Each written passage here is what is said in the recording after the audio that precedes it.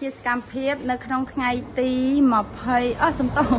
ទី8ខែ6ឆ្នាំ2025ចាទី8ខែ6ឆ្នាំ2025កាត់តង់ UV និងកូរ៉េធម្មតាជូនភ្ញៀវអរគុណបងសម្រាប់ការអធិស្ឋានក្នុងការ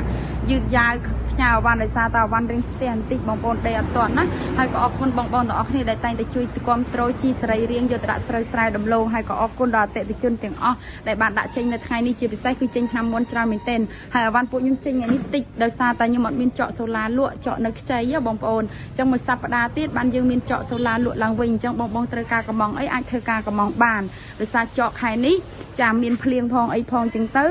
ភ្ញៀវទិញច្រើនខ្លាំងទៅក៏យើងស្ទះទៅចាការរ៉ូស៊ីបងប្អូនដឹងស្រាប់ហើយតើកាលណាភ្ញៀវបុកទិញខ្លាំងការផលិតប្រកបជាមានការស្ទះហើយចាអញ្ចឹងមានតែប៉ុណ្្នឹងទេហើយបងដែលមានចំមិនគឺអាចសាក់លបងបានចាមួយដបកលក់ពីរដបកលក់មួយឈុតកលក់ចាឲ្យតែត្រូវការគឺផ្ញើបានទាំងអស់ចាសាក់លបងទៅបងបើសិនឃើញល្អក៏ជួយទិញបន្តទៀតទៅចាអញ្ចឹងព័ត៌មានតែប៉ុណ្្នឹងទេណាអរគុណច្រើនសុខសប្បាយសំណាងល្អ